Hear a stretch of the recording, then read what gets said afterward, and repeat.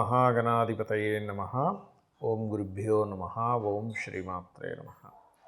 అరుణాం కరుణాతరంగితాక్షీం ధృతపాశాంకుశపుష్పబాణచాపాం అనిమాదిభిరావృతాం మయూకైః అహమిత్యేవ విభావయే భవానీం. శ్రీమాత్రే నమః. డిసెంబర్ మాస ఫలితాలు. ద్వాదశ లగ్నాల వారికి, లగ్నం తెలియని రాశుల వారికి డిసెంబర్లో అసలు గ్రహస్థితి ఏ విధంగా ఉంది అని చూసుకున్నట్లయితే, ఫస్ట్ ఆఫ్ ఆల్ మనకి రాస్యాధిపతి అయినటువంటి కుజుడు వృశ్చిక రాశిలోని ఉంటూ 7వ తేదీ నుంచి మారుతున్నాడు. అదేవిధంగా రవి కూడా అక్కడే ఉన్నాడు, 16వ తేదీ నుంచి మారుతాడు. అలాగే శుక్రుడు మరియు బుధుడు తులారాశిలో ఉంటూ అదే 7వ తేదీ వృశ్చికంలోకి వస్తున్నాడు. ఇక సింహరాశిలో కేతువు, కుంభరాశిలో రాహువు, మీనంలో శని, గురువు వచ్చేసి చూసుకున్నట్లయితే మిథునంలోకి ఎంటర్ అవుతున్నాడు, వక్రించుకుంటే వెనక్కి వచ్చి. ఈ యొక్క గ్రహస్థితిని అనుసరించి అయితే ఈ 6వ తేదీ ఎంటర్ అవుతున్నాడు ఆయన. ద్వాదశ లగ్నముల వారికి, లగ్నం తెలియని రాశుల వారికి ఏ విధంగా ఉండబోతుంది, ఏ విషయాల పట్ల జాగ్రత్త తీసుకోవాలనేటువంటి అంశాలు ఒక్కొక్కటిగా తెలుసుకుందాం. అయితే ఈ విషయాలు చెప్తుంది నేనైనప్పటికీ కూడా చెప్పిస్తుంది సాక్షాత్ లలిత అమ్మవారిగా చెప్పిస్తుందనే భావంతో తెలుసుకుందాం. మేషం వారికి ఈ యొక్క నెలలో 7th నుంచి భాగ్యంలోకి వెళ్తున్నాడు. 7th వరకు అష్టమంలో ఉంటాడు. అష్టమంలో ఉండేటువంటి గ్రహము ప్రదేశం మార్పుల్ని, ఉన్న ప్రదేశం నుంచి వేరే ప్రాంతాలకు వెళ్ళడము అనేటువంటిది ఇస్తుంది. అయితే అష్టమ స్థానం అంటే సీక్రెట్ హౌస్, ఎక్కడికో వెళ్ళడం, ఏదో దూరంగా వెళ్ళడం లాంటివి. 9వ స్థానంలోకి ఎప్పుడైతే 7వ తేదీ నుంచి మారుతున్నాడో కొంచెం హైయర్ ఎడ్యుకేషను, తండ్రి గారితో తెలియచిన డిస్టర్బెన్సెస్, డిస్ప్యూట్స్ లాంటివి కూడా ఇస్తుంటుంది గురువులతోనూ తండ్రులతో. ఎందుకంటే ఎంతైనా కూడా కుజుడు కాబట్టి. ఇక మీకు ధనపరమంగా చూసుకుంటే కనుక సాఫ్ట్వేర్ రిలేటెడ్ మూలంగా మరియు అదేవిధంగా వ్యాపారాల్లో, ముఖ్యంగా ఆన్లైన్ వ్యాపారాల మూలంగా ధనయోగం అనేటువంటిది బలంగా చూపిస్తుంది. అలాగే ఈ నెలంతా కూడా ఆల్మోస్ట్ కొంచెం ప్లేస్ మార్పులు, షార్ట్ జర్నీస్ అధికంగా చూపిస్తున్నాయి, అందులో ఎటువంటి సందేహం లేదు. మొదటి వారంలో ఎవరైనా బంధువర్గం యొక్క, అంటే బంధువర్గ సంబంధాలు ఏవైనా కుదరడము, బంధువర్గంలో వెతుక్కోవడం బెస్ట్ మీరు ఫస్ట్ వీక్ అనేది చూసుకుంటే కనుక. అలాగే 2వ వివాహం కోసం ప్రయత్నం చేసేటువంటి వారికి ఈ నెల అనుకూలత అనేటువంటిది ఉంది చెప్పాలంటే. అలాగే గతంలో ఏదైనా ఒక ప్రాపర్టీ అమ్మేద్దాము, కొన్నిసార్లు మనం మారుస్తూ ఉంటాం, ఆ రకంగా ప్రాపర్టీస్ తీసేసేయడము. ఎడ్యుకేషన్ రిలేటెడ్ సంబంధించిన విషయాల్లో కూడా కొన్ని సబ్జెక్ట్స్ లేకపోతే కొన్ని కోర్సెస్ మనకి ఇది పడదలే, ఇది మార్చుకుందాం అనేటువంటి మార్పులు. అలాగే ఉద్యోగ సంబంధించిన రీత్యా కూడా ఉన్న ప్రాంతం కాకుండా ఇతర ప్రాంతాలకు వెళ్ళడం ద్వారా అనుకూలత ఏర్పడనుంది, గుర్తుపెట్టుకోండి. ఇక మీరు నిత్యము చేయవలసినటువంటి దేవత ఆరాధన ఏమిటి? గణపతిని ఎక్కువగా ఆరాధించండి.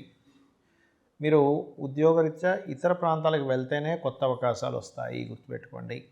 గణపతిని, సూర్య భగవానుణ్ణి ఎక్కువగా ఆరాధిస్తూ ఉండండి.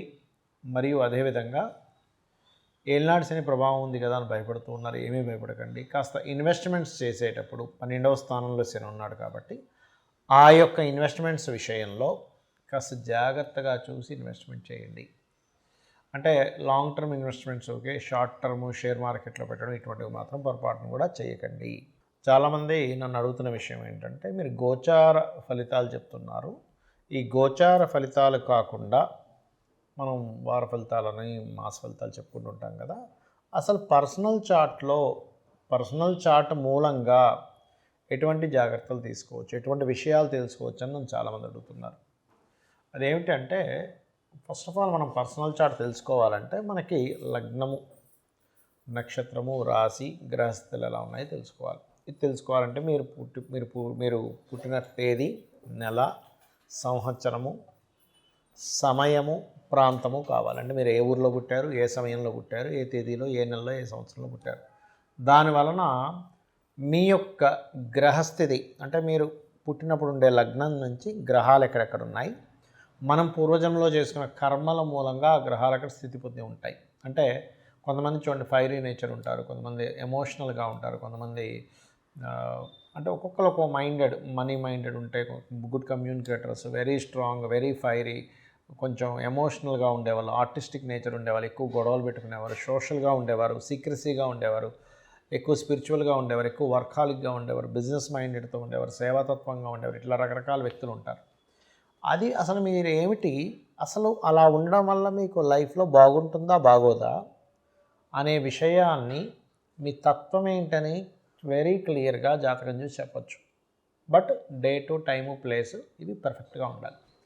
దానివల్ల ఎక్కడ డ్రాబ్యాక్ అవుతుంది, నేను ఏం చేస్తే బాగుంటుందని తెలుస్తుంది. ఇక రెండో పాయింట్ ఏంటంటే ఇక్కడ మీ ధనం, ఈ ధన సంబంధించిన విషయాల్లో చాలామంది చూడండి ఏదో చదువుతారు, ఎక్కడికో వెళ్తారు, అది వర్కౌట్ అవ్వదు, లైఫ్లో చాలా సంవత్సరాలు వేస్ట్ అయిపోతుంది. అసలు ఎందులో బిజినెస్ చేస్తే ఇప్పుడు ధనభావాధిపతి ఎవరయ్యారు, అది మెడికలా, ఇంజనీరింగా, లేకపోతే ఫుడ్ రిలేటెడ్ సంబంధించిందా, ట్రాన్స్పోర్టింగ్ రిలేటెడా, రీసెర్చ్ రిలేటెడా, స్కూల్స్ పెట్టుకోవాలా, కాలేజెస్ పెట్టుకోవాలా, లేకపోతే ఓన్గా చేసుకోవాలా, జాబ్ చేయాలా, లేదా ఇక్కడ చేయాలా, వేరే దగ్గరికి వెళ్తే బాగుంటుందా, విదేశాలకు వెళ్తే బాగుంటుంది, ఇవన్నీ కూడా మీ ధనాధిపతి చెప్పేస్తాడు.